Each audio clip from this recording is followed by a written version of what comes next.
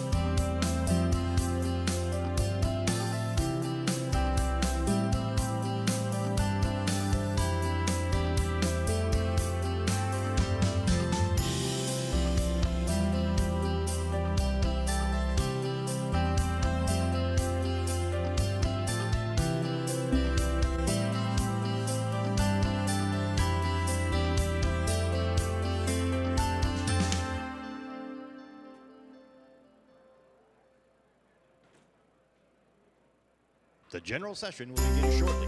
Please take your seats.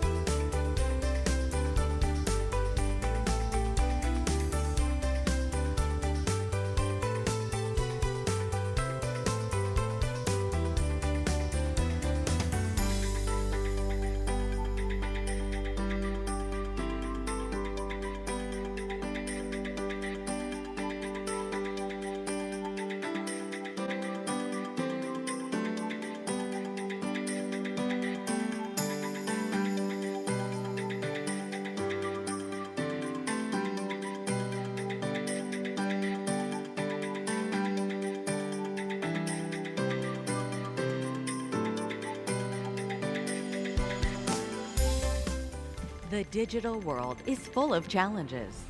So far this year, phishing emails increased 62%. 94% of malware was delivered by email. 4 out of 5 organizations experienced a cybersecurity breach that started in their supply chain. The average cost of those breaches is now $3.56 million. Keeping clients protected requires a holistic approach that covers people, training clients and their end users to not open the door to attacks, and stopping unhappy employees from doing damage. Processes, finding vulnerabilities before breaches occur, patching systems before they're exploited, and automating tasks so you can focus on more value-add efforts. Technology, stopping threats quickly with cutting-edge machine intelligence and behavioral heuristics. Deploying cybersecurity that's a recognized leader, with best-of-breed data protection built in. Integrating those capabilities delivers unique benefits. Backups are protected against cyber attacks. Patches become fail-safe. Recovery is automatic following an incident. Management is streamlined in one console. A cyber protection strategy lowers your risks and improves your opportunities for more profit. Acronis is committed to connecting you with strategies, solutions, and support to grow your business. Acronis CyberFit Summit World Tour 2021. Lead the way with cyber protection. Acronis.com. Please welcome to the stage your host, Acronis Chief Growth Officer, Dan Havens.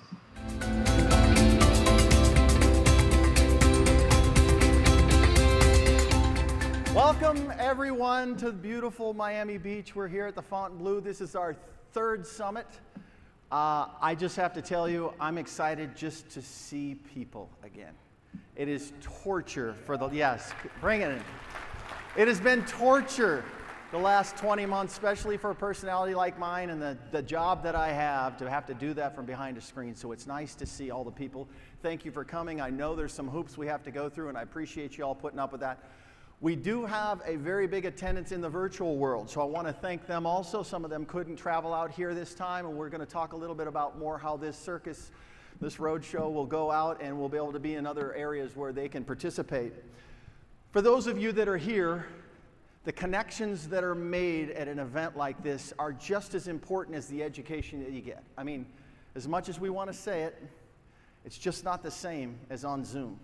So I'm hoping the folks that are out in the virtual world, you can attend one of the local shows that come your way, but I appreciate again the hoops that you guys went through. Please be conscious of the precautions and the safety measures we have out there. Appreciate that nuisance, but I gotta be honest.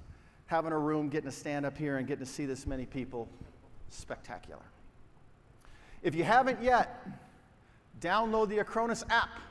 The Acronis Events app can be found in the App Store or Google Play. Super easy to do. You can pull it down in about 30 seconds. Make sure that's going to set you up for your breakouts, your sessions, everything in the expo hall. That's going to be your guide throughout the trip. Speaking of which, we have a terrific couple of days of main stage keynote speakers, breakout sessions, panels, workshops. You'll get to hear from globally known thought leaders here in Acronis, but you'll also get to hear from some of the most successful partners in your peers. Our Women in Tech Breakfast. Now this one always scores well. This one has overflow crowds. That's going to happen tomorrow. That will be run by former CNN anchor Brooke Baldwin. She will be signing books before, so you don't want to miss that one. We'll have breakout sections, and we're going to break those into 2 pieces. We're going to have the business issues and technical issues. We'll be discussing new opportunities in the hosting business and workshops on expanding and optimizing your MSP businesses. We'll be looking back on recent lessons learned. We'll be looking forward at the challenges ahead for 2022. And we'll dig into brand new research that we have on tech trends and the shifting client requirements. Tomorrow morning, we will be holding the long-awaited Acronis Cyber Dragon Cup. This is our soccer match down on the grass. Now it's going to be early, but we need players. I need guys, I need girls, I need anybody out there that's a professional athlete. Make sure that you get on my team because we're going to leverage our Acronis sports partners, and we have 2 captains for those teams. Team 1 will be Pierre Garçon of the NFL Washington Football Club, superstar and stuff. Team 2 will be George Russell, a Formula One driver from the Williams Racing Team. This is the best part of my job. I get to hang with these people. But come on down. We're going to play rain or shine. And because I'm a little older, if you come 15 minutes early, I'm going to have a little stretching segment there so that we can continue to make it through our day. Acronis SCS is holding, they're our independent affiliate that serves the public sector. They're going to have a soiree down at beautiful South Beach that will be at the Moxie Hotel. That's happening at 7 o'clock tonight. Buses are going to pull out about 6:45, so keep your eye on the signs and get to the front of the hotel. I am sorry to inform that the MSP community dinner hosted by Acronis Chief Channel Evangelist Amy Luby, that one is sold out. So if you didn't already book that one is full to capacity.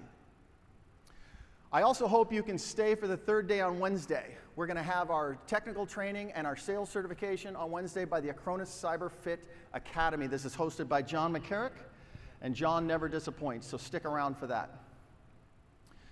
Please spend some time in the exhibit hall. Go to the exhibit hall during the lunch and during the happy hours. Now, if you want to win some prizes, drop by the registration desk and get your passport card. We are good at giving away a lot of things, and this year we are going to give away a lot of things. Now, those of you in the virtual world, we have it set up for you. If you attend the sessions, you're going to be on the leaderboard. If you take some of the quizzes, you're going to move up that leaderboard. If you go to your expos, you're going to move up that leaderboard. And these are some good prizes. The prizes include iPhones, MacBooks, and a killer Swiss watch that I saw given away 2 years ago. Now, I don't get to participate because they say that I can't, but if you misplace that watch, it's going home on my wrist. I'm a watch guy, and I'm telling you, it is absolutely worth it. And also think, those that are here from the States and know our supply chain problems, these may be the only gifts you get to put under the tree that arrived on time. So, for the first people, 100 attendees to complete their cards, they're automatically going to win a wireless set of Acronis earbuds. So it's almost like you can't lose. You'll also get some great stuff from participating in our silent auction. The Acronis Cyber Foundation is our nonprofit that builds schools for children in need around the world. So go to the foundation booth. It's right out by the registration booth. I will tell you, there's a ton of really cool items there. I've already got my eyes on the Mickey Mantle baseball. But so if there's any, but another thing that I saw, which I will need later, but some of you, if you're wine drinkers, I did see a case of Tuscany's Castello di Bassi wine, which I've had the fortunate opportunity to have that a few times, in that our founder is, it's near and dear to his heart, and I can tell you, it is absolutely spectacular, so bid on that one.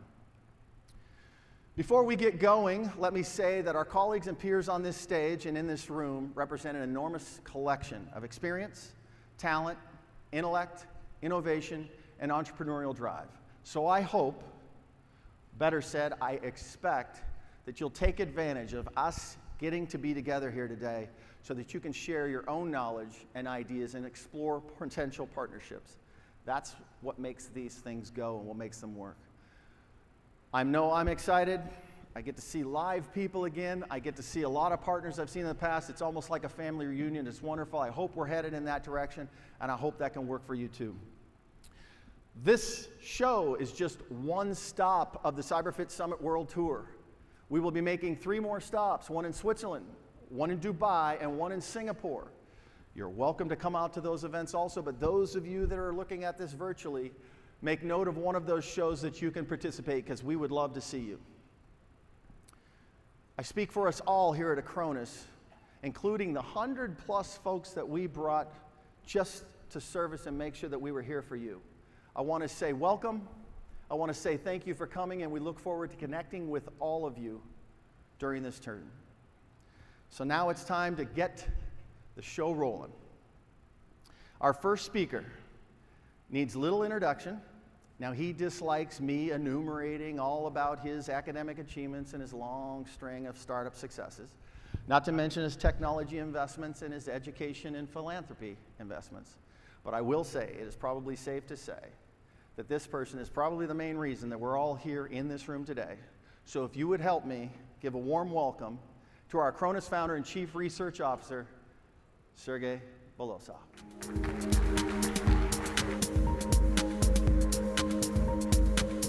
Hello, everyone.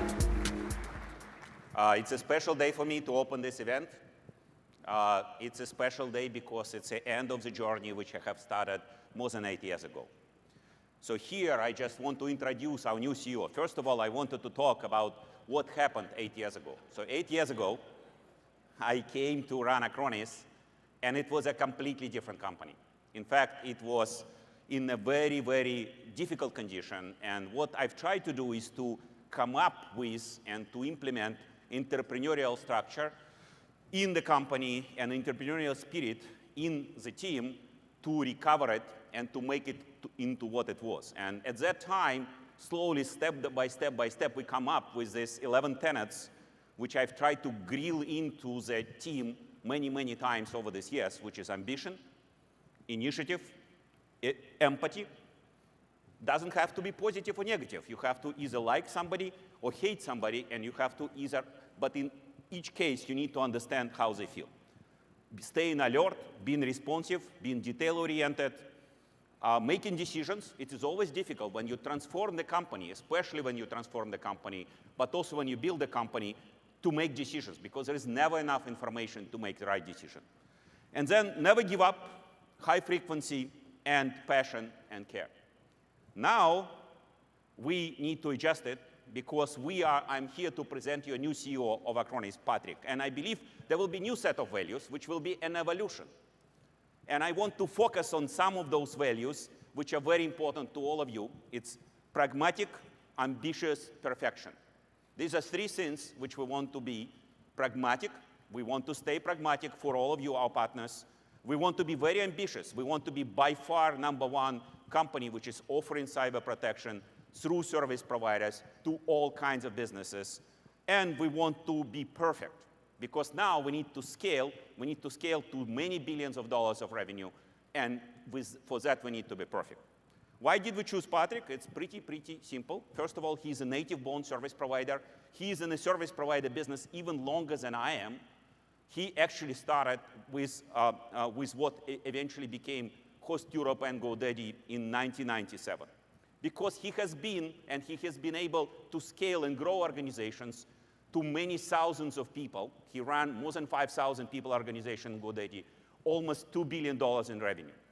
Because he is not just a corporate executive, he actually has very, very hands-on technology knowledge. He was a programmer at one point, and he understands how to run technical support organizations, product management organizations specifically.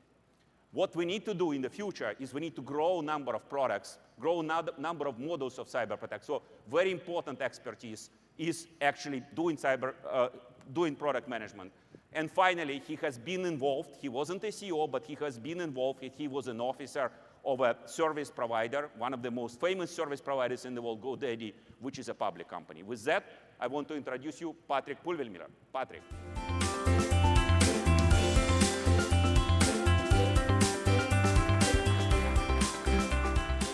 Thank you, Sergey, for this very warm and colorful introduction. Without you, Acronis would not exist, so big applause to you. Thank you, Sergey.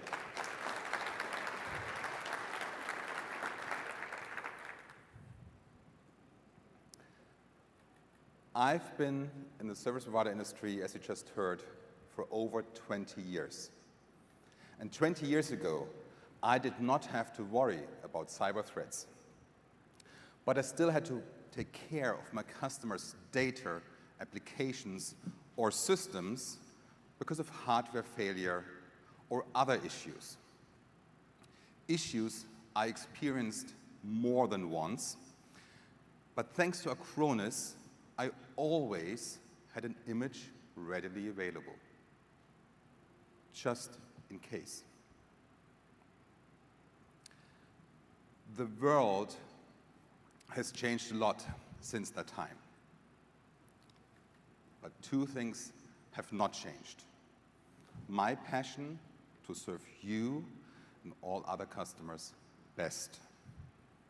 And Acronis' focus on you, the service providers, to protect all of your end customers' data, applications, and systems, which is especially important in today's world where we're experiencing a significant increase in cybercrime by more than 300% and an ever-increasing pace. And I promise you, I will continue on that path, and I will listen to all of you what you need to be successful.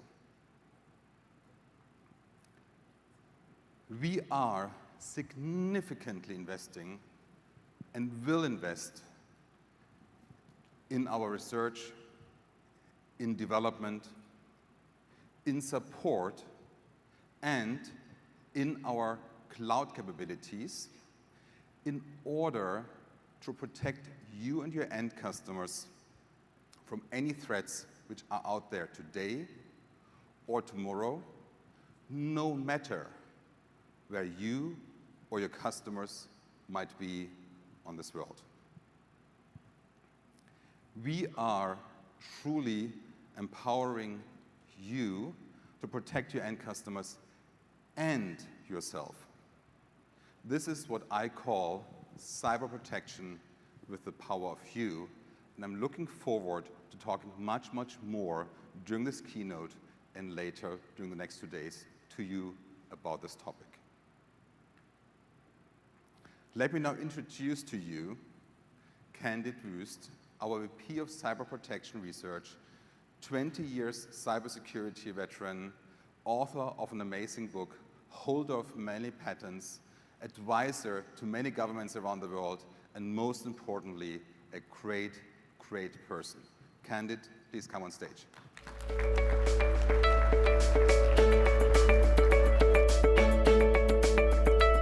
Thank you, Patrick, and welcome and good morning also from my side. I'm very excited to share a few short visions, ideas about the cyber risks and cyber threats out there. Those who know me know I am passionate about cyber threats and how to prevent them. And I think one thing is clear: cyber attacks are increasing. And I wanted to give you an example, or actually 3 examples of recent attacks that have happened. Probably most of you do remember the Kaseya Reval ransomware breach happening at the beginning of the long 4th of July weekend here in the US. A ransomware group managed to use a 0-day vulnerability to get into the Kaseya VSA online service, and through that trusted link, classical supply chain attack, they managed to compromise 60 service providers, and through the service provider, about 1,500 end customers. And unfortunately, this is something that we see over and over again. Service providers, sorry to break it, have a crosshair on their back at the moment. The attackers know that they are a very nice and juicy target, because once they're in, they can go through all the customers, and they can already use all the technology, all the deployment tools which are in place. The ones that you love to be efficient in deploying legitimate software can unfortunately be misused by the attackers. Originally, for the Kaseya Reval breach, they asked for $70 million for the decryption key.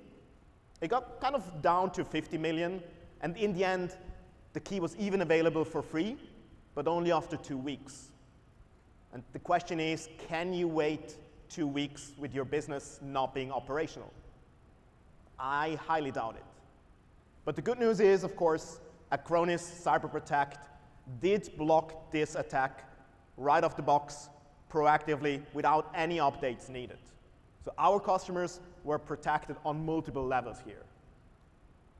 The second example is about exploits. We've seen at the beginning of the year Microsoft Exchange servers being misused, more precisely 4 0-day vulnerabilities that allowed the attackers to go into the Exchange server on-premise, run their own code, adding some web shells, some backdoors, allowing them to fully compromise companies.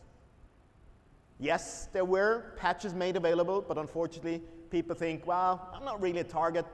Why should I patch? I mean, I'll do it at the next month, or maybe even at Christmas, right, when people don't really care. But that's unfortunately too late. So we saw that half of kind of the servers which were exposed, in the end about 250,000 have been compromised. The situation was that bad that actually even the FBI, and that's kind of the first time they did it, used the backdoor to go into the companies and clean up everything which was left, to show that it is really something that needs to be done. And these are just 4 vulnerabilities. At the moment, as of today, we have over 16,000 vulnerabilities that have been released to the public. Not all of them are critical, but some of them definitely are. Good news is Acronis can help you patch them automatically, having a backup, safe recovery if something should fail. And the last example is about a ransomware attack against an MSP. CompuCom, unfortunately, got hit by the DarkSide ransomware group in March this year. They used a leaked password to get into the system, then starting to deploy backdoors, Cobalt Strike in that case, and in the end, rolling out ransomware to disrupt the business. They didn't reach everything, but CompuCom actually shut down part of their business just as a precaution, which of course disrupted the business for their customers and clients as well. They expect that in the end, it's about 8 million loss of revenue that they suffered and about $20 million that they had to use for cleaning up. So of course, you don't want to be the next one, right? You don't want to be in the news, and neither do you want to have your customers facing the same. So again, Acronis can help you be better prepared and better protect yourself. And those were only 3 examples. But of course, we do it actually thousands and millions of times already. We blocked over 2.5 million URLs at the endpoint, at the workload for 2021. And keep in mind, that means the email with the phishing link probably already got through the classical email security that you get from Microsoft or whoever. But it wasn't filtered out, because the attackers are, of course, using automation. They're starting to use machine intelligence to make their lure, their phishing emails, pretty convincing so that people are still clicking on it. You should still do awareness training, of course, but we all know there's always at least one person that is so curious. Maybe they won in the Spanish lottery. Maybe the Nigerian prince really want to give away those millions. They don't, so don't fall for it. But someone usually clicks. The other one is we looked at all of our machines, all of our clients, and saw that 37% of all those workloads had at least one malware blocked this year. So it's more than a third, which means it's not a matter if you get attacked, it's a matter when. And you probably already have been attacked. It's just a question, did you notice? Yes, if it's ransomware, you probably did, because that's something which is very, very noisy. But if they steal your customer database, if they steal your passwords, you might not notice till it's actually too late. So it's absolutely crucial that you protect yourself, right? And one way of protecting is, of course, with backups. In September, so last month alone, our customers created over 85 million backups. Hopefully, not all of them will need it. But as Patrick said, it's good to know they're there, they are working just in case. Because for today's threats, you need a multi-layered defense approach. Backup alone is not good enough. But traditional antivirus alone is also not good enough. You need the combination, you need the integration, which is cyber protection. This is what brings you to the next level to actually protect against the threats that unfortunately we are all facing. On any given day, more than 500,000 new malware samples are created. More than 500,000 per day. That's kind of a big tsunami rushing towards you. And now it's the question, can you swim? Do you want to swim in a tsunami? Better be prepared. And make no mistake about it, it's not just Windows. I hate to break it, but Macs, Linux servers, they're attacked as well. I mean, yes, we see more and more Macs being used in operational offices, or probably now home office, which kind of is the same, right? Apple sold 17% more devices last year, but malware, so new malware samples and threats increased by over 1,100%. Why? Well, because the attackers see it is profitable for them as well. They know it is of very value to attack those systems, right? And we see the same in our numbers. So in our Cyber Protection Operations Center, the CPOCs, where we monitor the threat landscape around the globe, we saw an increase of 27% more malware threats on Mac being blocked for last month, and 31% more malware threats being blocked on Linux. And those are normalized numbers. So it is showing that we see more and more attacks going after anything out there, regardless of cloud, Linux servers, Mac. There's always something of interest for the attackers. So you need to be prepared. You need to kind of make sure that you can combat those threats. And this is the important thing, right? Because we all know the attackers, they become more and more sophisticated. They are prepared. Some of them make millions. Not all of them, but all of them want to make millions. So the question is, are you prepared? I hope you are at least on the right path. That's why you're here. So take the opportunity and talk to Acronis, talk to our partners. Let us show you how we can help you to actually be better prepared with cyber protection for the threats for the future, so that you can enjoy Miami with the nice weather and the Acronis Summit without having to fear about the next attack and your customers coming on in the next news. With that, I hope you enjoy the rest of the conference. Thank you, and back to you, Patrick.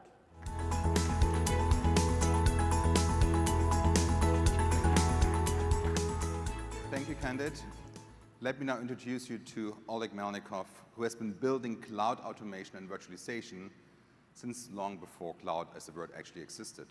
He's truly passionate about user experience, and he's a strong, strong believer in the customer is key. Oleg, please come on stage.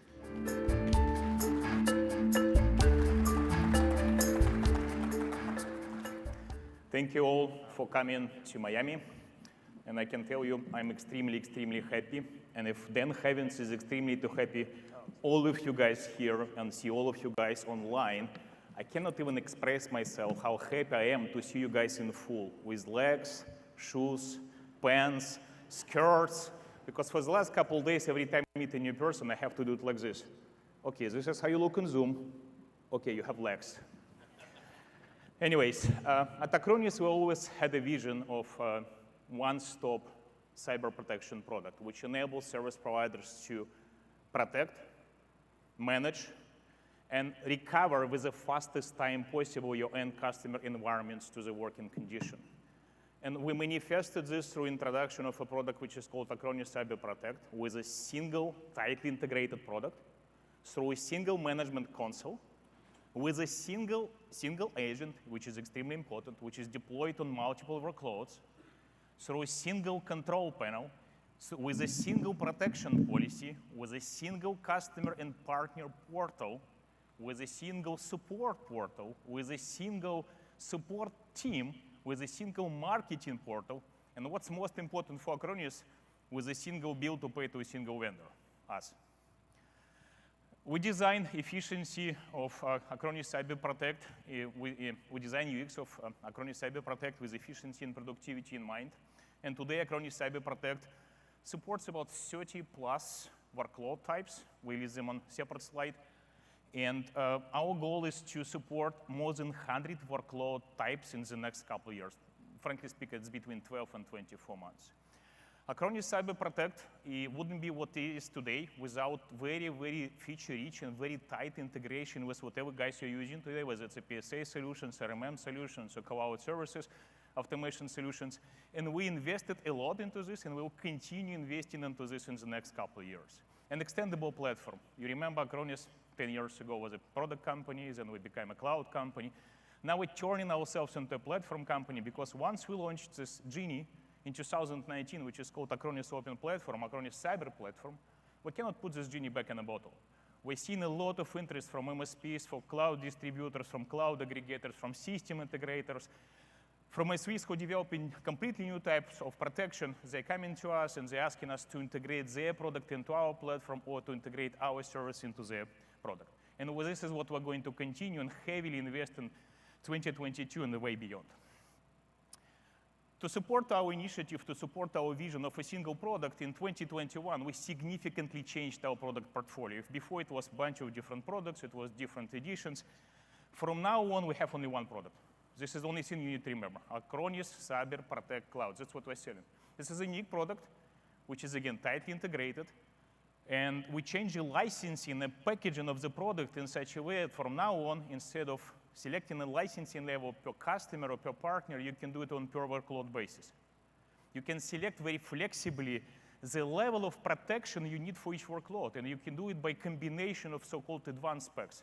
We released 4 or 5 packs so far. It's advanced backup, advanced disaster recovery, advanced email security, advanced DR, advanced email security. In the next 6 to 9 months, we release 2 or 3 more packs.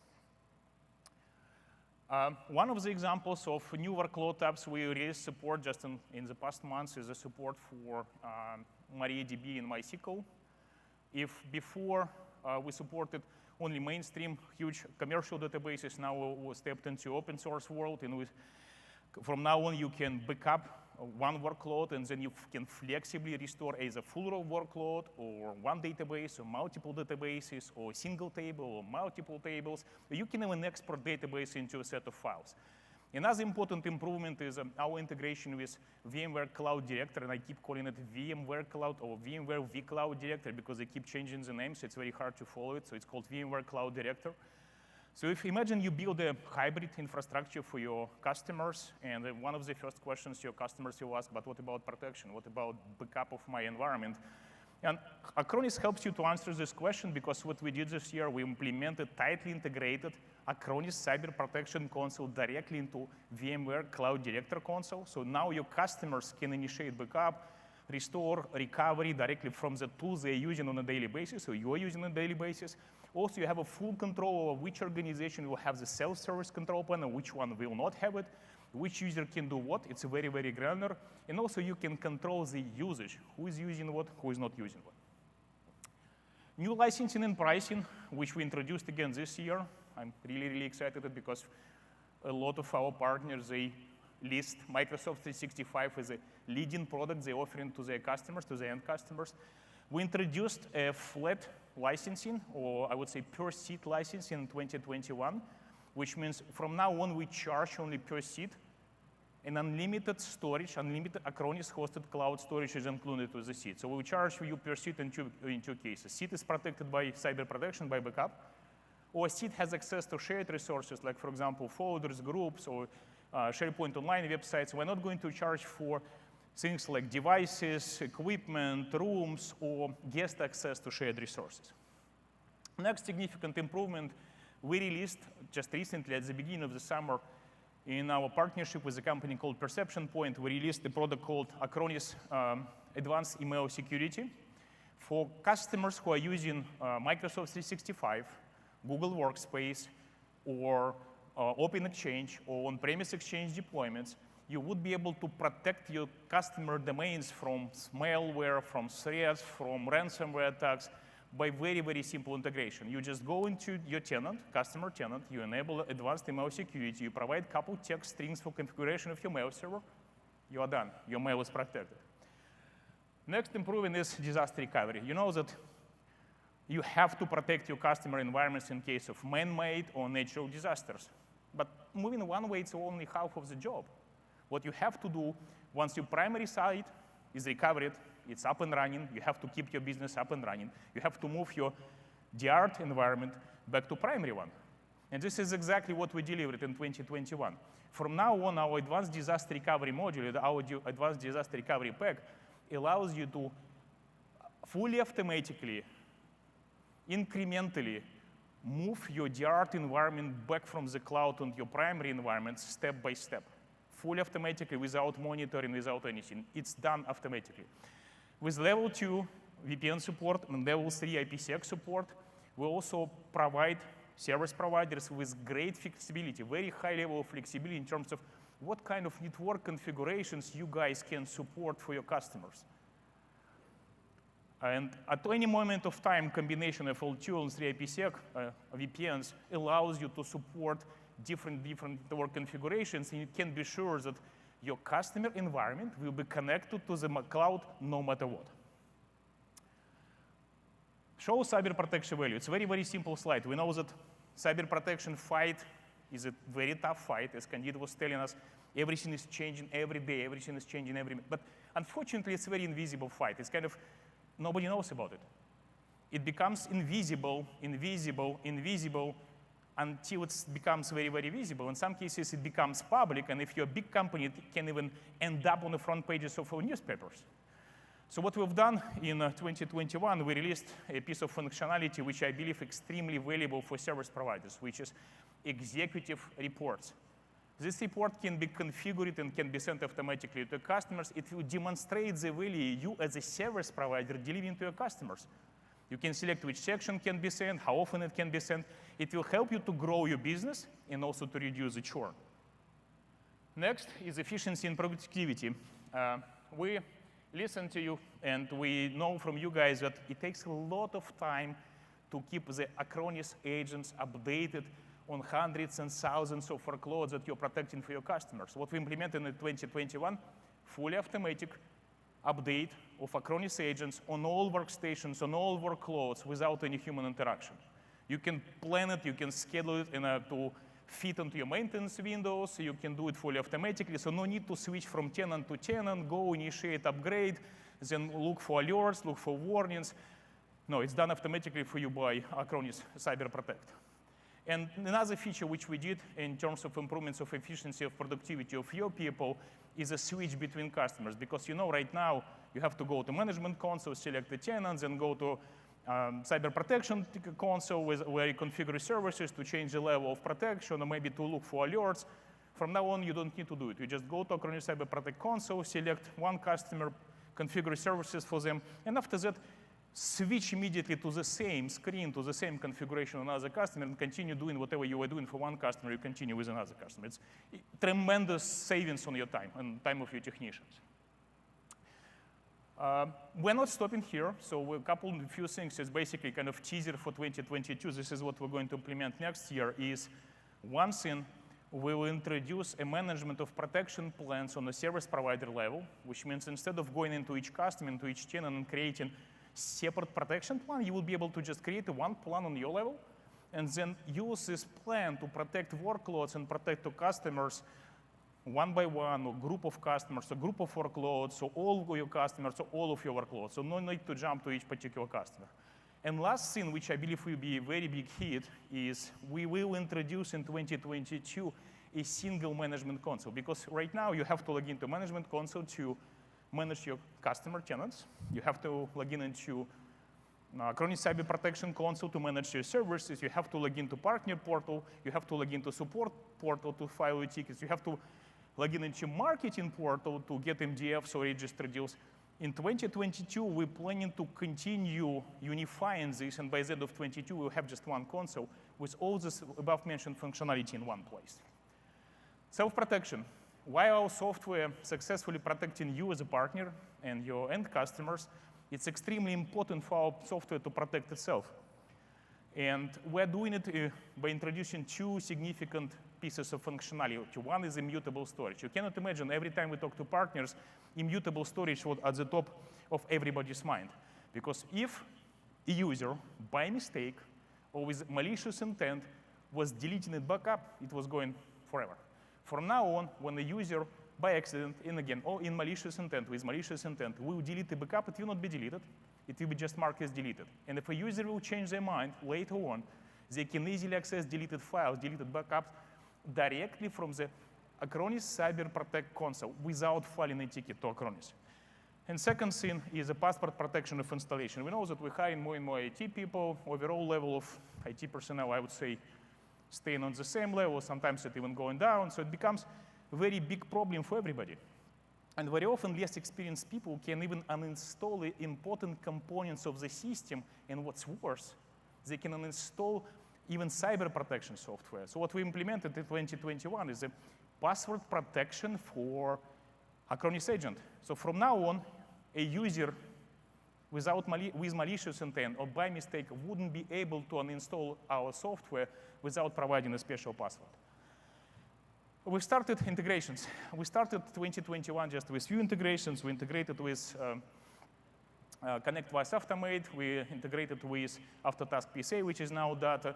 But what we've done in 2021, we added probably 25, 26 new integrations. And I can proudly say that from now on, today, we support most of RMM and PSA solutions you guys using on a daily basis. But we're not stopping here.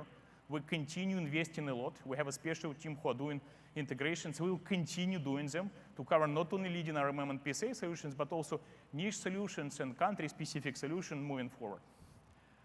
And sorry, no word can describe what one picture can describe. In my case, it's a video, so I will play very short 60 seconds, sorry, not 60 minutes. I would wish to, because my team is doing the simplest job at Acronis. We build products, so we have to squeeze everything we're building into the 60 seconds, so enjoy.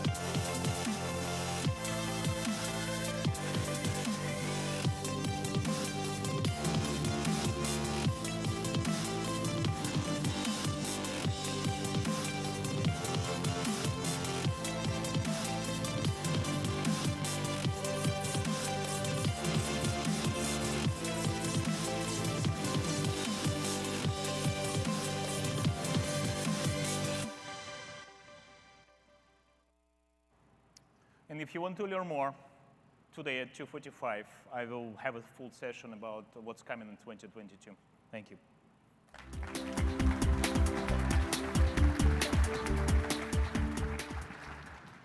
Thank you, Oleg. Amazing what the team has built this year so far. And I'm really looking forward to everything the team is going to build over the coming months and years to come.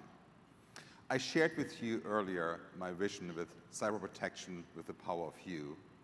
But let's talk a bit about strategy. What does it actually mean? And let me start by our audience, the SMB.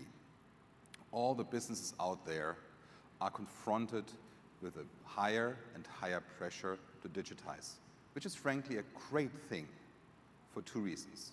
It creates more productivity and it makes the whole world more sustainable. But it comes with a minor caveat.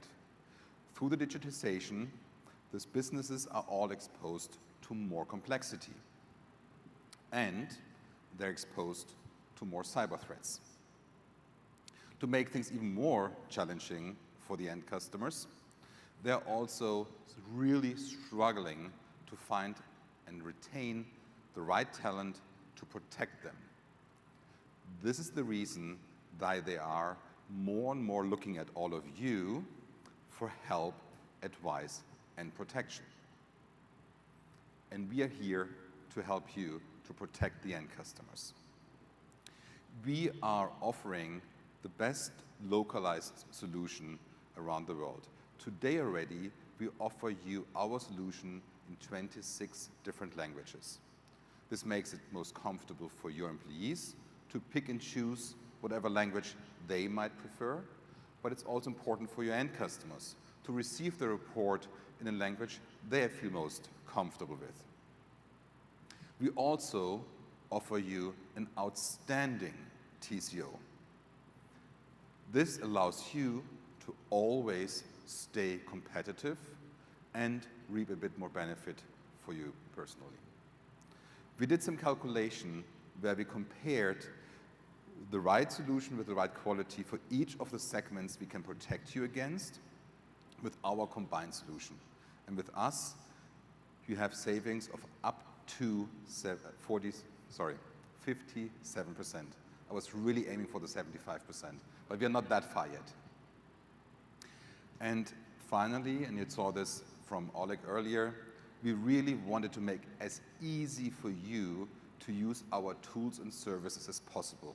This is the reason why we integrated so much in the different platforms and vendors, and we will continue on that path, and we will integrate further to make it really as compelling and easy for you to use our services and technologies.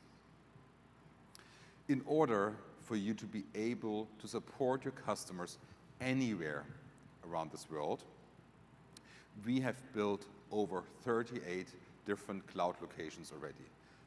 Just in the last 12 months, we added 14 locations to this map, and we are continuing to add more and more.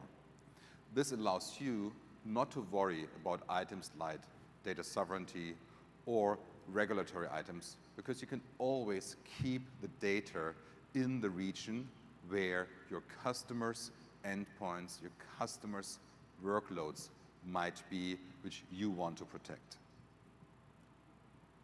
But we are going to go one step further. We are not only going to be in the region, but we truly want to be in your neighborhood.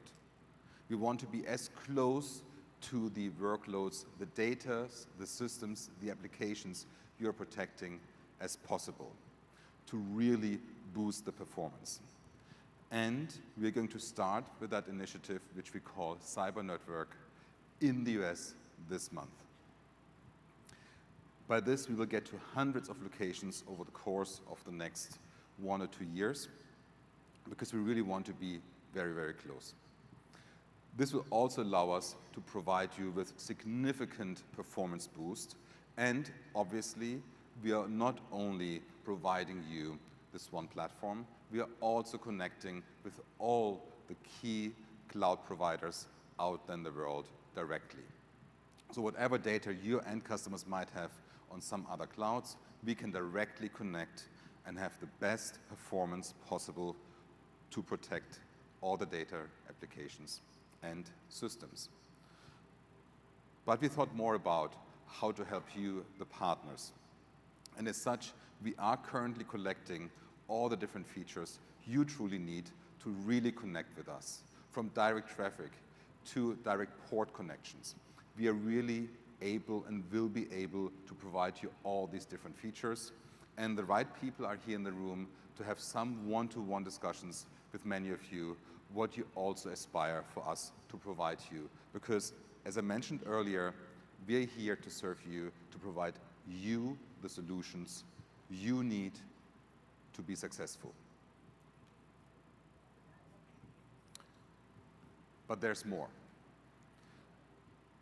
We relaunched our partner portal this year, and we completely revamped it with tremendously valuable content from a marketing perspective, from a campaign perspective, from a training perspective. If you haven't logged into the partner portal recently, I strongly suggest please do so. It's really worth, and we are continuously increasing the repository, obviously in multiple languages. Next, our partner program support. As I mentioned earlier, we are continuously investing, and just this year, we were able to improve our time to response by 3x, and the solution rate by more than 50%. And we will continue on that path, as I told you earlier. Finally, our Partner Academy is a great opportunity for a true win-win situation. Partners who went through the Academy and experienced the training material in average achieved 103% more revenue. So whoever has not signed up here yet, feel free to do so. It is truly truly worth it. And this is what I call the cyber protection with the power of you, our service providers. Thank you so much.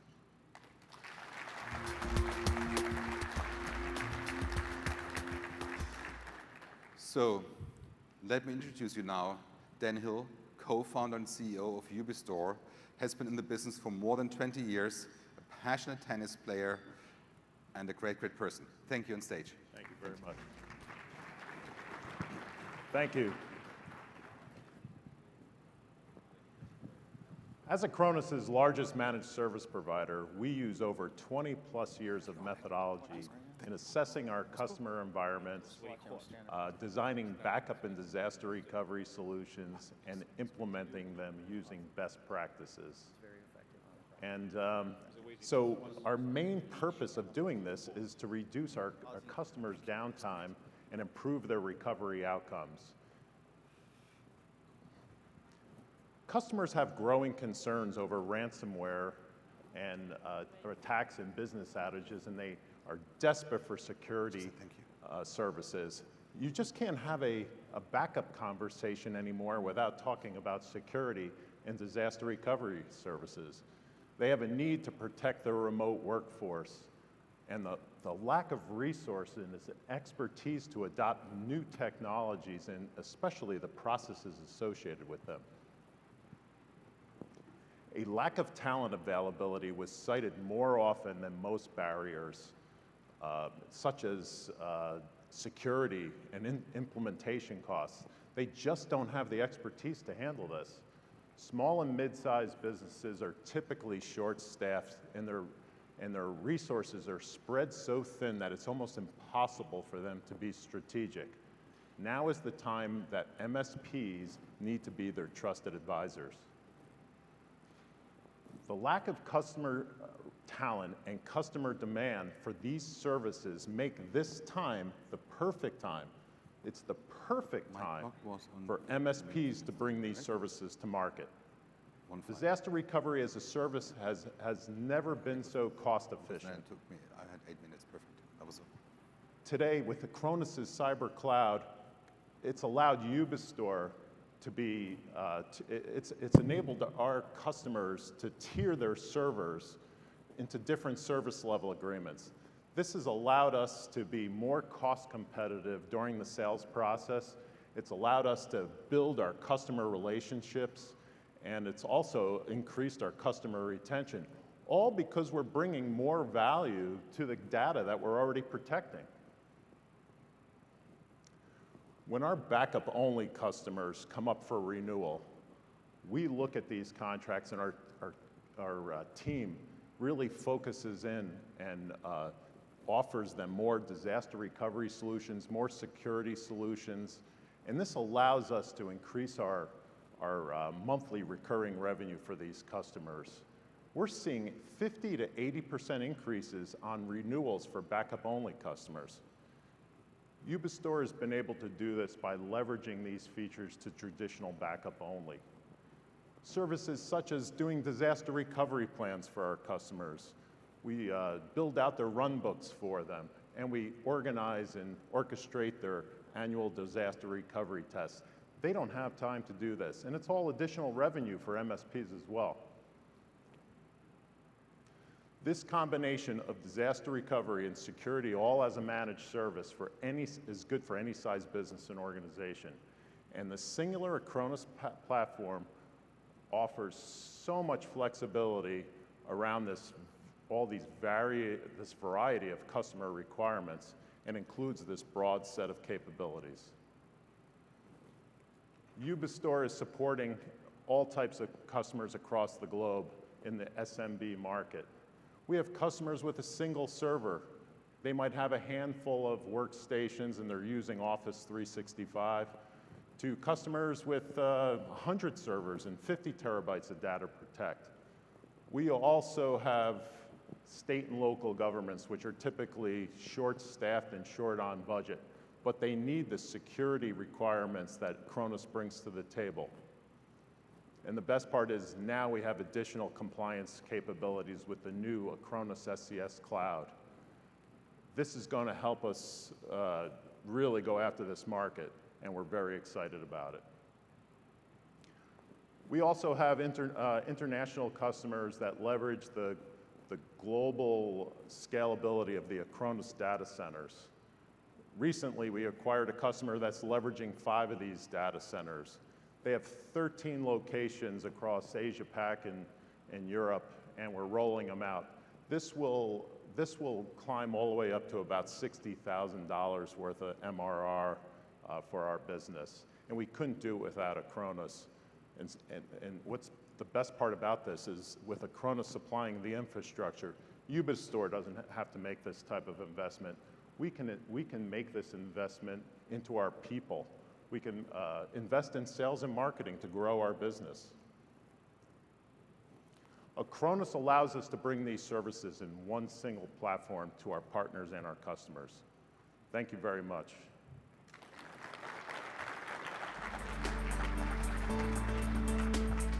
So thank you, Dan. And thanks for being on stage and talking to the great audience. Let me now introduce you to Phil from IDC, whose focus is on many relevant topics from multi-cloud data management to data logistics, cyber protection, recovery, and much, much more. Phil, please come on stage.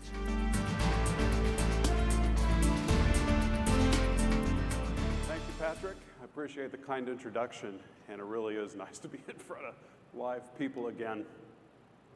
For those of you who may not be familiar with IDC, we are an IT advisory company based in Needham, Massachusetts.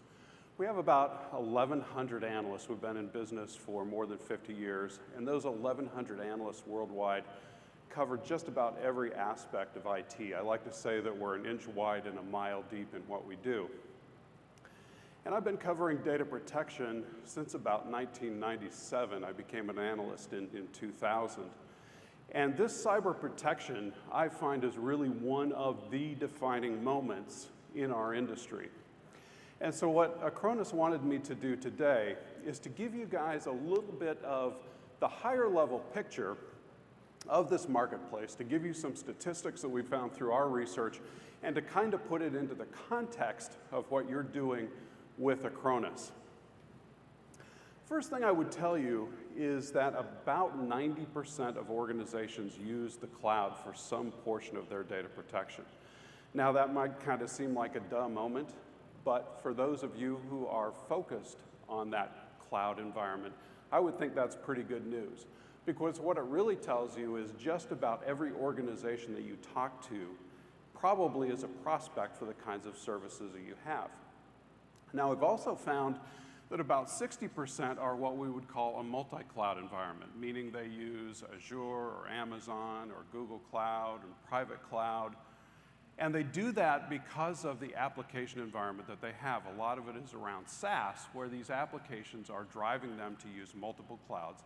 And therefore, they need those kind of solutions that are not only hybrid cloud, but also multi-cloud, really, as Patrick was talking about in the last slide, the ability to do protection or provide data protection across all those different environments. Some of the challenges that organizations deal with is certainly data growth. In fact, that data growth, we find by our research, is between 35 and 43%, depending on the size of the organization and the industry. But what that means is that data is doubling in size roughly every 3 years. So the amount of data that organizations need to back up, that they need to protect through disaster recovery, that they need to archive, are really all those important points that they have, and it is a constant battle for them to deal with that data volume. As you can see in the chart up here, about 50% of data today is in the traditional core, it's in the data center. That means the other 50% is somewhere else. It's in the cloud or at the edge or some other location. And what that's causing is really a tipping point in the industry. And we forecast that by 2025, 55% of IT organizations will have adopted a cloud-centric data protection model. That means that they're still going to have applications on premise, they're still going to have applications at the edge, but they're going to be managing them from a cloud perspective, and that it is that cloud perspective that we believe is driving the way.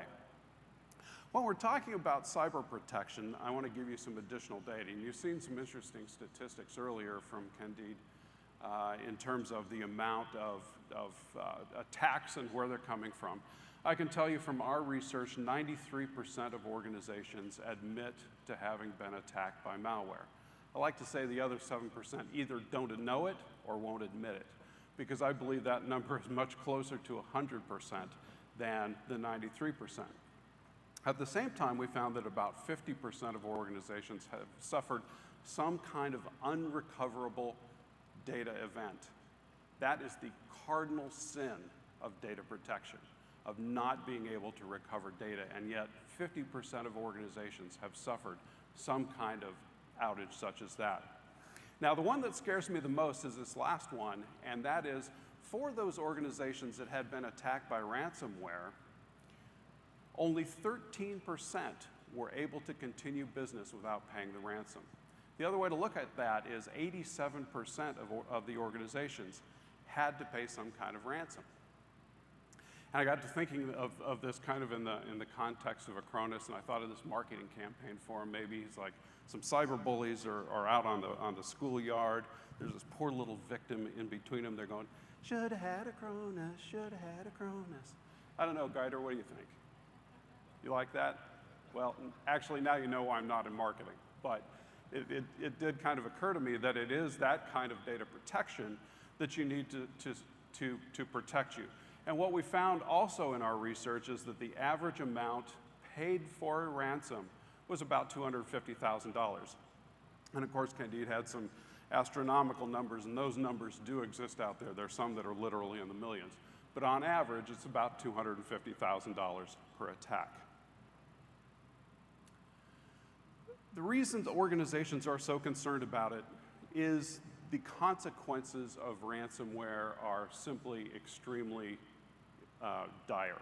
First of all, there's a direct ransomware cost, the $250,000 or the $1.4 million or whatever that number happens to be. They usually have a permanent loss of customers. They lose revenue directly from these events because they're down for some period of time. They have a damaged reputation, and that reputation is often permanently damaged. And they have lost employee productivity. And if those 5 weren't enough, what we're finding is more often now, they're finding shareholder lawsuits for negligence, those organizations being sued by their shareholders because they didn't adequately protect themselves, as well as class action lawsuits from impacted customers. I'll also tell you, kind of the hidden elephant in the room is people losing their jobs. High-level people, CTOs, other people in the organization, who lose their jobs because they were not prepared for ransomware. And these are the kinds of things that keep them, quite literally, keep them up at night. I want to talk about the market you guys are in specifically here. Now, if I showed you the data protection and replication software market itself, it would be about a $9 billion market, but the growth rate for that market is about 2.3% CAGR. So it's a relatively small growth rate. Compare that to this, which is data protection as a service, which at IDC we define as disaster recovery as a service, backup as a service, and archive as a service. And as Dan was talking about, when you put these things together, you really start to build a much larger market in aggregate. And these markets are growing at about 19.1% compound annually. In fact, we project that this market will be larger than traditional backup software this year in 2021. We'll see the crossover point of this marketplace. And in terms of disaster recovery, it's growing at about 18.7%, archive is 20.1%, and backup is 18%. That is just a tremendous growth market, fastest growing market in the data protection industry, and this is exactly where you guys are. You guys are in the sweet spot of this particular opportunity. Now, we provide 5 best practices that we believe are important for IT organizations and really any organization, in this case, you guys for sure, to adopt in being able to protect from cyber attack. The first one is data encryption, and that's especially true for the backup. We certainly know that the bad guys have learned to attack the backup first, because it is that backup that is their only chance to recover. And so that's where the bad guys go to make sure that you can't recover, to increase the chances that you're going to have to pay the ransom. Number two is to create an immutable copy. Have that copy that cannot be altered, that is that last backstop to being able to restore data. Now, the RPO may not be the optimum what you want, although with Acronis you certainly have continuous data protection, where you can get a very granular recovery point. But no matter what, being able to recover to a reasonably recent point in time is your best defense against ransomware. The third is an air gap, which is that physical disconnect between your backup environment and your production environment, so that if the bad guys breach your production environment, they can't get to the backup environment because they have different credentials, they're physically separated, different networks, that kind of thing.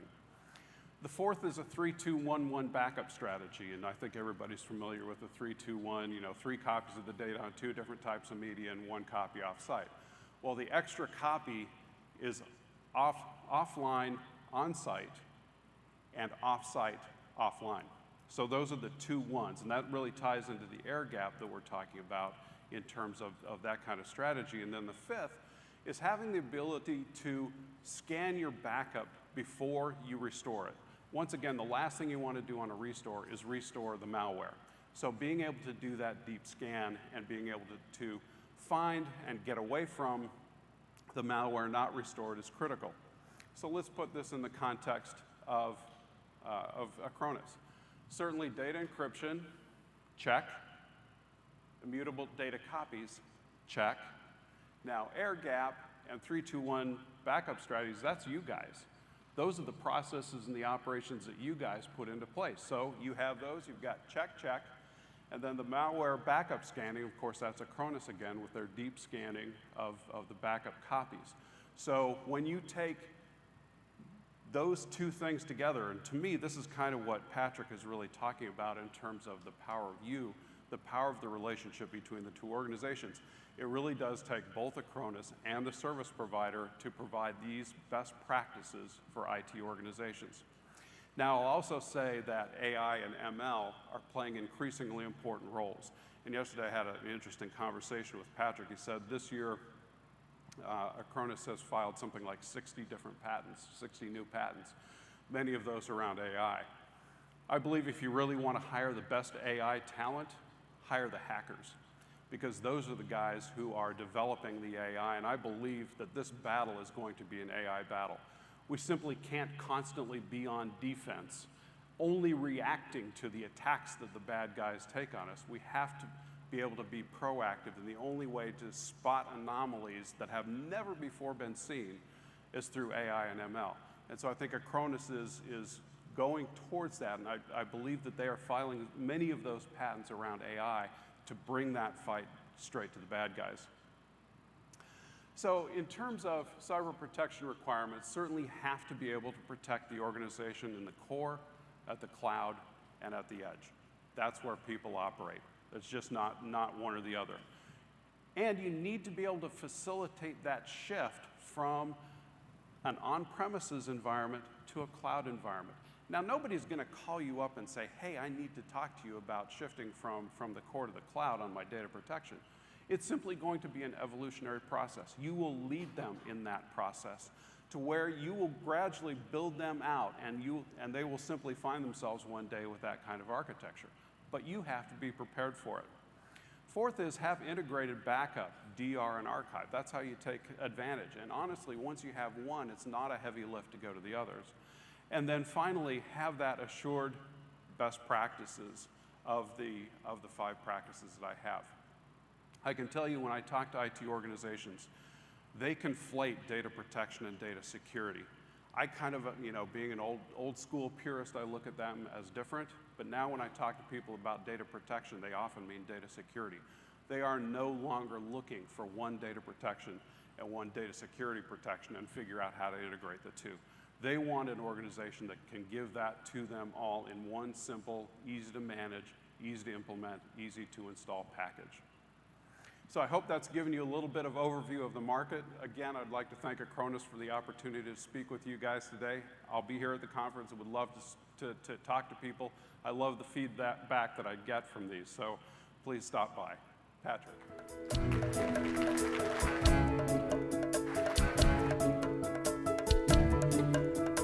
Thank you, Phil. And thanks for providing such a great insight and so much interesting research data. So I would like Sergey back on stage to talk about the future. Sergey?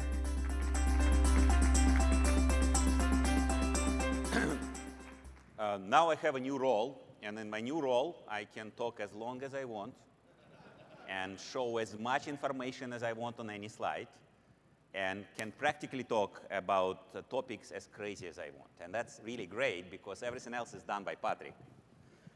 Right, so first I wanted to talk about current trends. Not all of the trends, but just the trends which affect you. So the first one is very current. It's a global semiconductor shortage. And that definitely affects all of us because it's hard to buy hardware right now. And you should think about it, whether it affects your business, because probably people will buy hardware at a sort of a much less pace right now. And that could affect your business a little bit. I think it will take probably around 12 months before this goes back to normal. But to be more serious, medium sort of term trends, which are important for you, are these 5. For overall our service providers, of course, for some of you, only local trends matter, but edge computing, of course, is getting there. Global localization, everything is separating, and everything is becoming per territory, per country, per island, and even per city. Smart devices are surrounding us, and inevitably, all devices are going to become smart. Machine intelligence is getting to everywhere, and then, of course, there is a major problem with IT talent. There is not enough IT talent to manage all of these devices. To talk about it in more details, data and compute are getting closer to users. This is just one example. This is a machine which can do just about everything, harvest and manage the plants. It's a smart machine. This machine operates in rural conditions. The internet is not perfect. Having it managed by the cloud will make this machine most of the time not functional. So the consideration for edge computing are very simple. So first of all, there is a lot of data and there is a lot of requirements on latency. A lot of machines around us are real time. Latency is not going to get better. The speed of light is fixed. And then, of course, the amount of data is getting much more, and the networks are not catching up. Then, of course, the second thing is that there is just the fact that there are so many devices in each building, which actually most of the time communicate between each other, and most of the time generate reasonably useless data, which need to be produced locally. In every building, in every campus, in every city, in every part of the building, you have devices. Then, of course, COVID accelerated the fact that people want to localize, because during the COVID, we realized that without IT, we cannot survive, and it needs to be fully functional at all time where we are, and it needs to be real time the same way as we are. Then privacy is a major concern. I always talk about privacy. I started talking about privacy since I came to run Acronis 8 years ago, and I think we're still far from solving this problem. Privacy is about freedom. Privacy is about knowledge. And if we send the data over the internet, we ultimately lose our privacy. Even in case we encrypt it, the data could be recorded, and by analyzing encrypted data, you can extract quite a bit of information, and eventually you can decrypt it. And finally, there is a concern about security. A lot of the devices have such data that is very, very problematic to send. And so edge computing is spreading, and there is a lot of problems to solve with edge computing. Then global localization. Just a reminder, this is the world right now, and there are 195 countries, 48 independent territories, and about 100,000 inhabited islands. If you try in every country to count different territories which manage this territory differently, we will easily multiply this number by another factor of 100. So we're talking about a lot of places where the data and devices are. And that, of course, is important because it's happening because these territories want to have full control. Today, we have physical borders for all of us. But there is no borders for TCP/IP packets. I think it's just a matter of time before these borders are actually going to be legitimized in pretty much every country. People talking about Great Firewall of China, there are great firewalls on almost every country, including probably even this great country, because you have to know where the packets come from.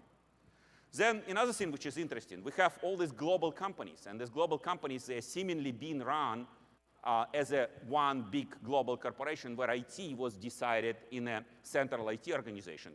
That is going to change because all of these global local enterprises, which in many cases today are not huge companies, but actually reasonably small companies, they will have to run their offices differently. That's a great opportunity for many of you service providers, because it's just only going to become harder for them to have a centralized IT organization.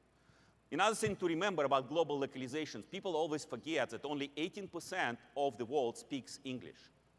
And so IT has to be not in English, has to be in local language. You know, one great example I always have is that there is only 14% of people in India who speak English. Other people don't speak English at all.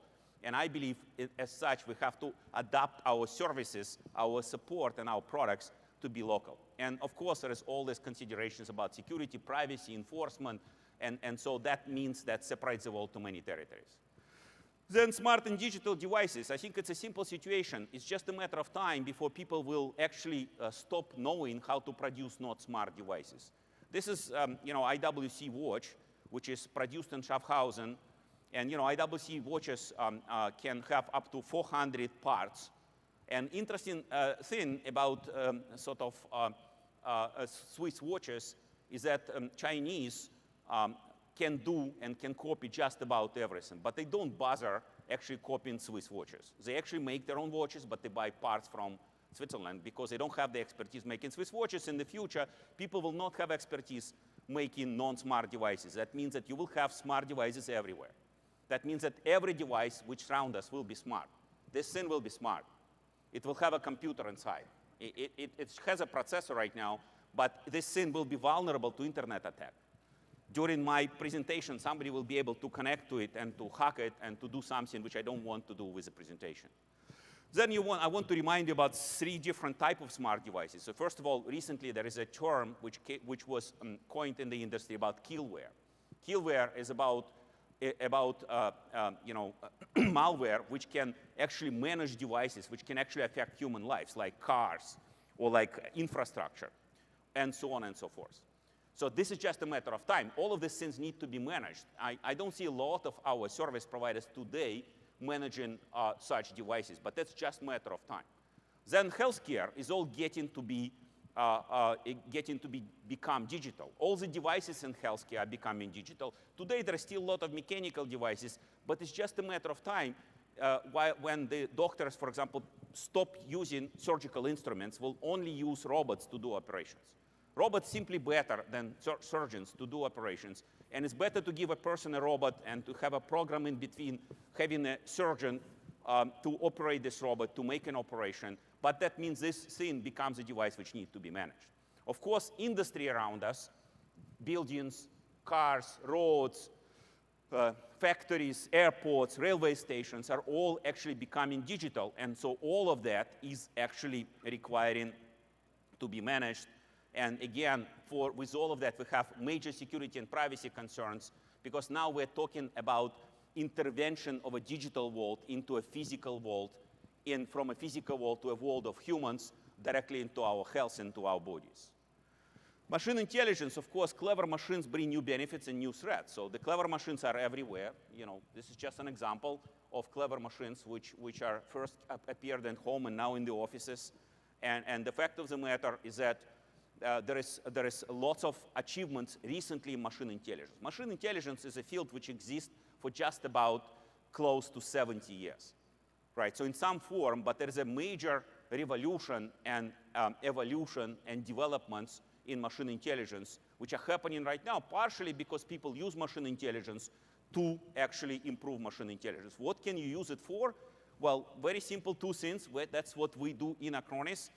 For anomaly detection, any kind of anomaly, humans are good to spot anomalies which are either not too slow or not too fast. Anomalies which are too slow or too fast, we cannot spot very quickly, and we cannot spot at all, and we use machine intelligence for that, if something is happening over time. And then, of course, routine automation. Why would we actually need IT administrators? Most of the time when I talk to my IT administrator, he recommends me to reboot a machine, or then he recommends me to disconnect and connect a machine. That could all be done by a machine, not by a human person, who is much more difficult to manage and much more expensive. And again, with machine intelligence, there are new threats, because machine intelligence is much less clever than humans, and it's much easier to trick it based on data or based on other things into making a different decision. And then finally, of course, there is a competition to IT talent. This is a friend of mine. He's a chairman of the new venture which I'm starting, Schaffhausen Institute of Technology. He's a Nobel Prize winner of physics, and he always teaches me some new things. One thing which he recently told me is that last 10,000 years, humans were fighting for resources, for land, for minerals, and so on and so forth. Last 100 years, people were hiding for technology. The future, people will fight for talent. So the fight for talent is just starting. The fact of the matter is, all this technology which we invent today require humans to use it and require talented humans to manage it. And so there will be more fight for talent. And it's quite clear that in a global IT market, there is not enough people. In US IT market, there's not enough people. The amount of job, even just in cybersecurity, which will appear, is much more than amount of ability to supply. In addition to that, especially for you in US, the problem is that people can work from anywhere. They don't have to be in New York City to work in New York City. They can be in any part of United States. And in fact, they can be in any part of the world. And then the demands for those people are ever increasing. We're trying to make it simpler with Acronis products, but it's a stiff competition. There is more devices, there is more vendors. There is like every day a new vendor in cybersecurity or in something related to office productivity. There is Zoom, for example. Now I'm finding out that Zoom is not enough for many things. There is many new competitors of Zoom. All of this need to be managed. And then, of course, these IT people are also major security and privacy concern. They can actually be bad, and it's very difficult to understand if they're good or bad, and they can change to be bad if their circumstances change.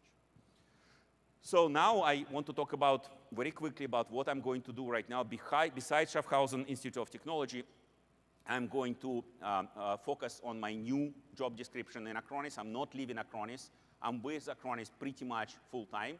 I'm trying to work 90 hours per week, so half of it goes to Acronis, half of it goes to SIT. 45 is about the right time for a full-time job, right? But so this is 5 areas of my activity with Acronis, which is focused on medium and long-term Acronis plans. So first of all is autonomous.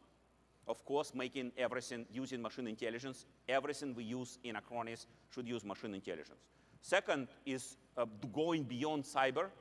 I believe many things we will need to manage in the future, because they are all becoming smart, are actually related to people and related to not standard computers. Then managing global, local, overall, and specifically focused on the markets where Acronis has a reasonably small market share in comparison to the market size.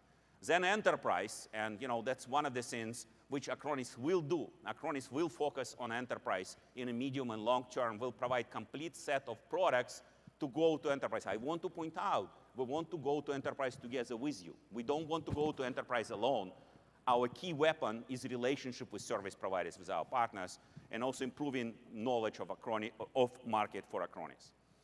So autonomous, this is just examples of the things which we're doing. It's actually a short and medium-term roadmap. It's self-learning AI of workloads. It's digital antibodies, which we are copywriting and patenting. It's preventive lockdown, something which we've learned from COVID.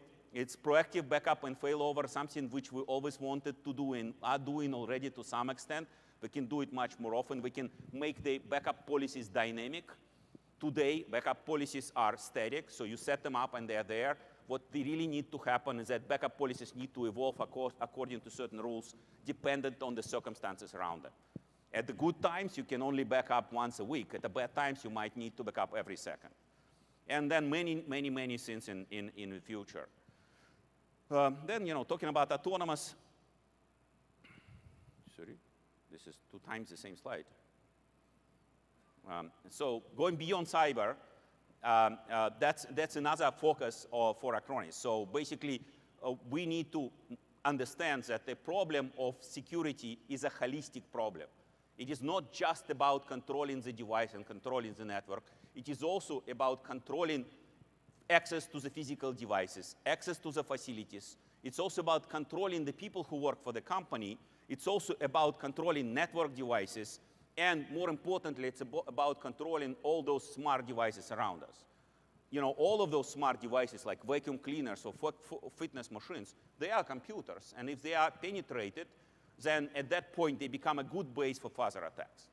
And that's what we need to do in Acronis. Of course, enterprise, that's just sort of internal quote from our summit of what we're doing about enterprise. It's not just a single product. It's a different way to go to market. And we have to teach you and teach ourselves how to go to market differently to actually be able to satisfy largest enterprises in the world.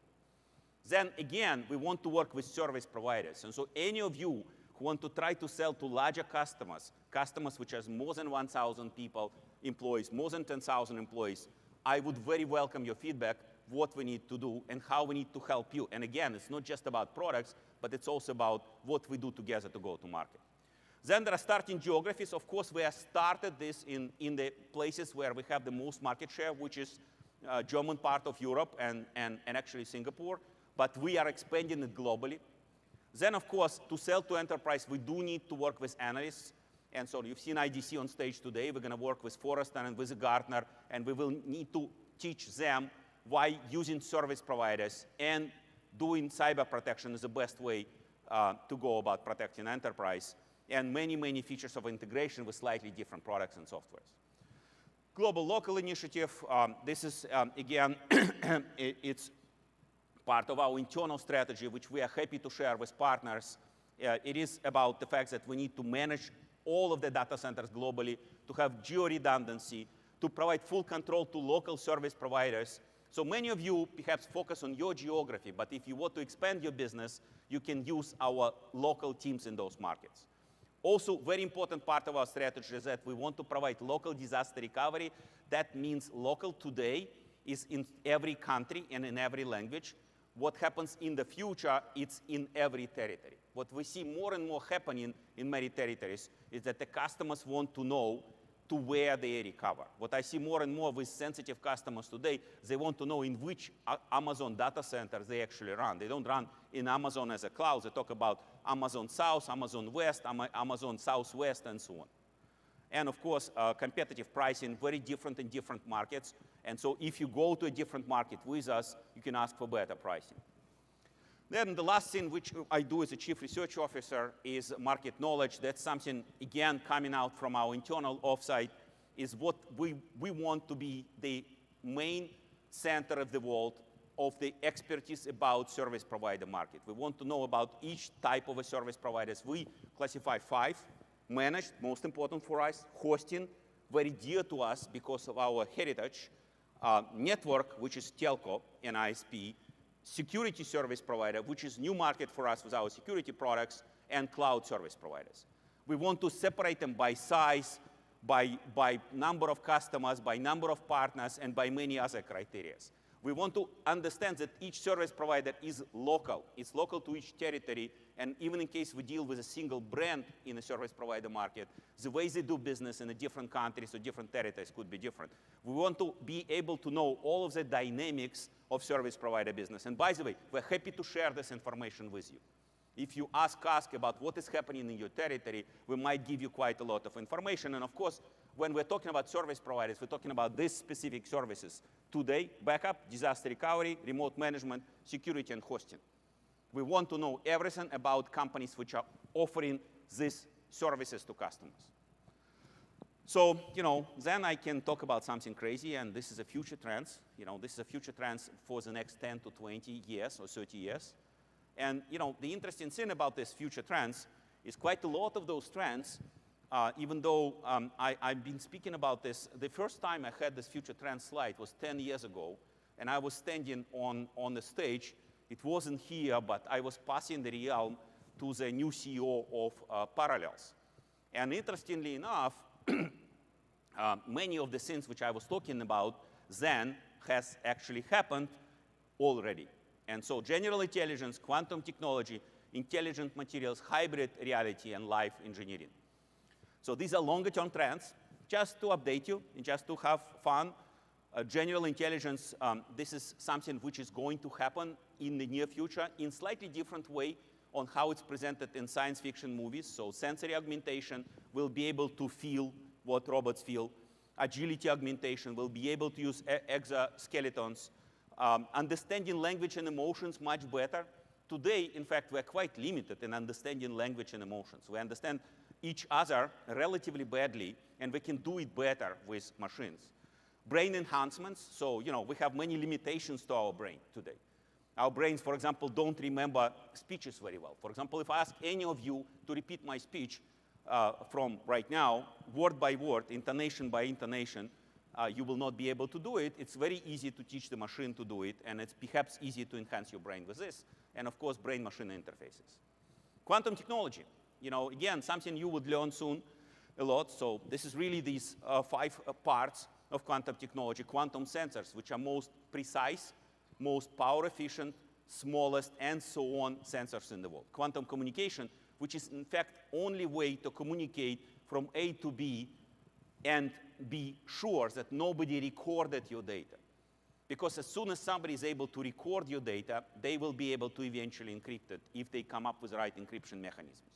Quantum computers. I've been talking about quantum computers for about 12 years. And right now, I'm a happy investor in this wonderful IonQ quantum computer company, which is public in New York Stock Exchange. And in fact, I've got more than 10x return on this less than 2 years investment. And in fact, many people tell me, this is hype.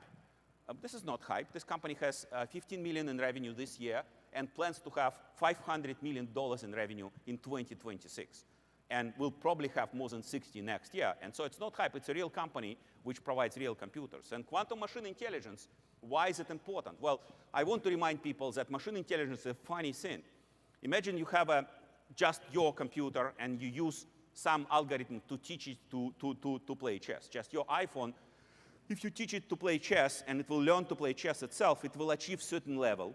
It will achieve perhaps a level of a reasonably good player, will never get to a grandmaster level, and will never be better than the champion of the world. If you use GPU, you can actually teach the machine today with the right level to play much better than any champion of the world ever in the history, but it will not win against the TPU, tensor processing unit, which is used by Google to play chess in AlphaZero. What is interesting about quantum machine intelligence, it is basically potentially a thing which would allow to teach the machine to, for example, play chess even better than Google AlphaZero. So it's kind of a binary thing. So if once you have a quantum machine intelligence, if it allows you to run better optimizations, it can be dramatically cleverer than any other machine intelligence. And of course, quantum security, such as very wonderful thing, which is never solved in the world of digital security. Once you have a physical access to the device is insecure. With quantum security, you can imagine owner-independent devices, which is I give you my device, but you cannot still hack it, even though you keep it in your possession and you close all the doors, and I don't have access to this device. You will not be able to hack it without me knowing that you hacked it. When you get back to me my device, I will know that you did something to it. Then intelligent materials. It's another sort of fascinating topic. We lived in the world in the past 100,000 years as we exist as human beings, where we've been leveraging existing materials or slight modifications to existing materials.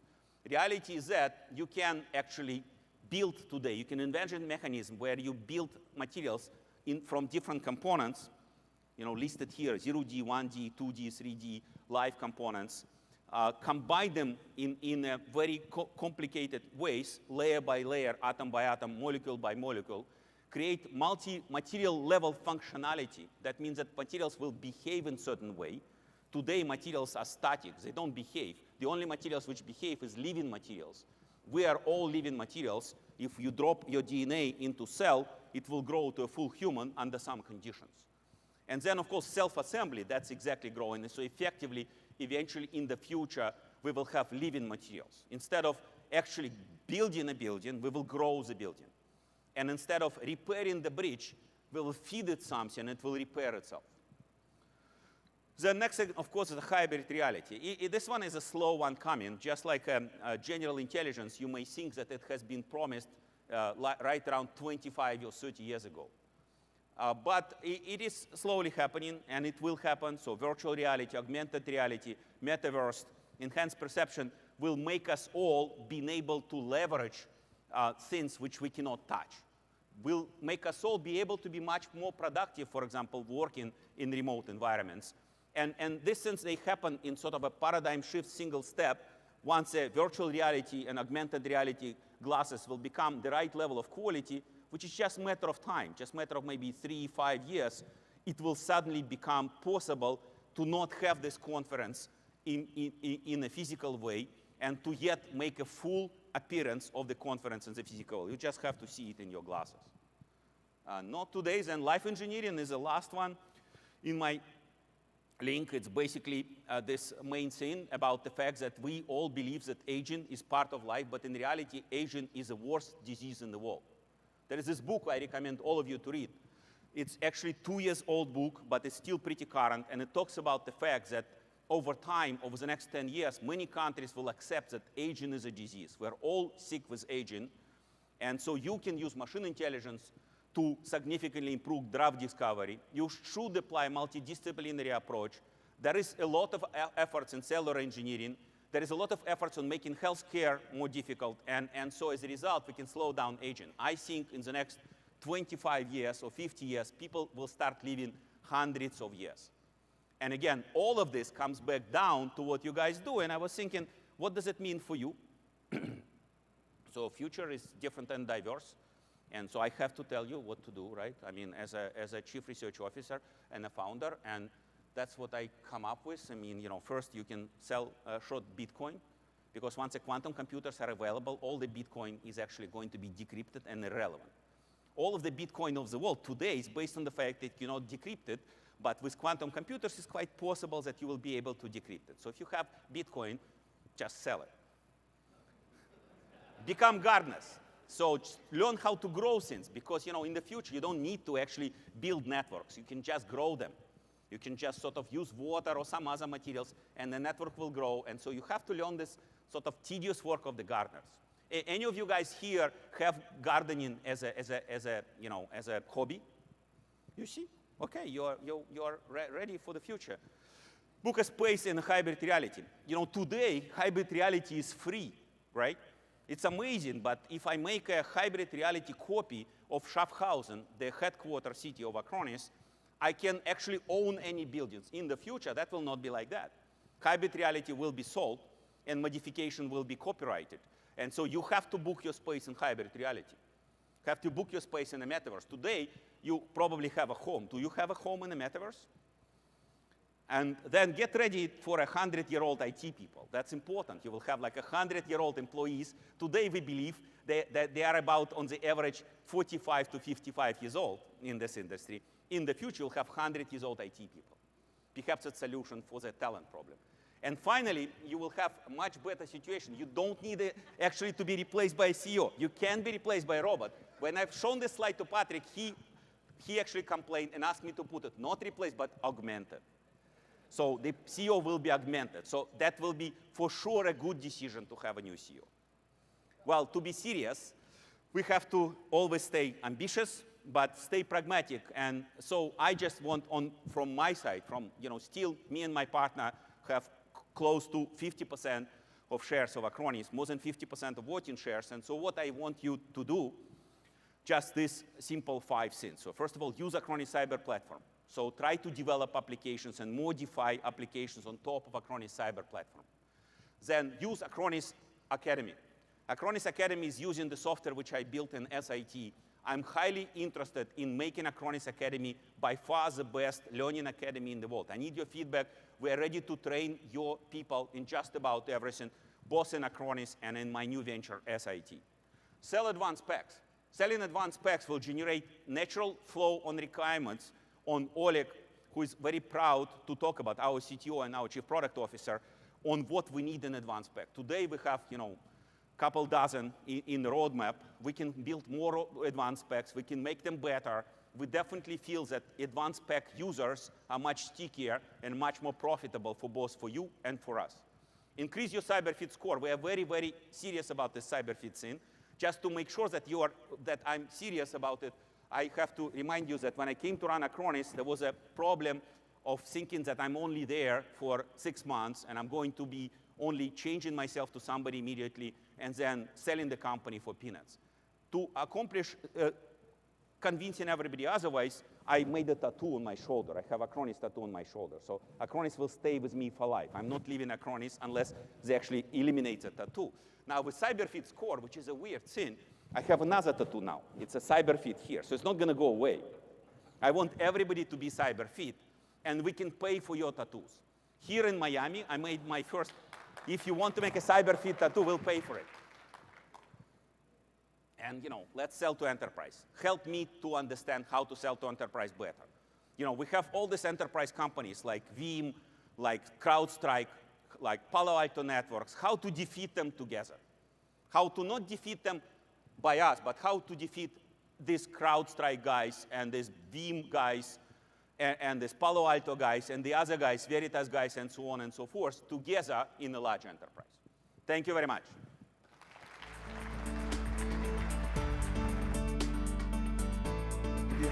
Thank you, Sergey. So when I started that role on July 1st, I knew two things. I will never change the A in the Acronis logo because of his right arm. And I will never change #CyberFit because of his left arm. I can change many things, but I will never change these two. So let me just finish this session before we have an amazing speaker waiting to talk to all of you by thanking our sponsors: Ingram, GoDaddy, Jamf, ThreatLocker, Pax8, Ubistore, Climb, Scale Computing, and Virtuoso, and many, many more. Thank you so much for being our sponsor. Thanks for being here. And please, everyone, please take a look at the booth later today or over the coming days. Thank you so much.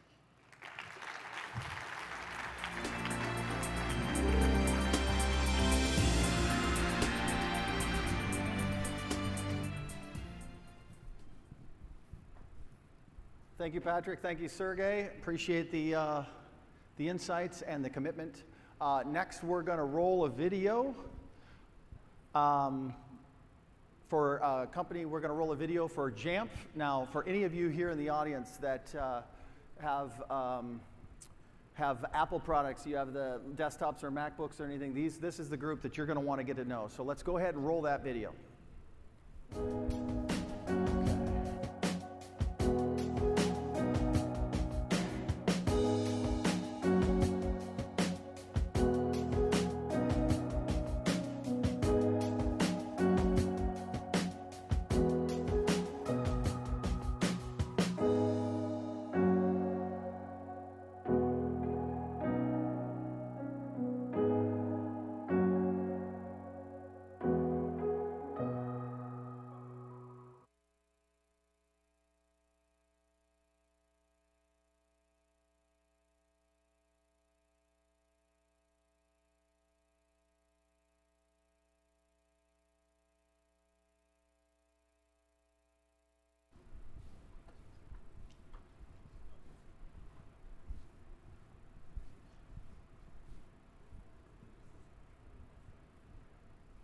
Can I get a screen up here?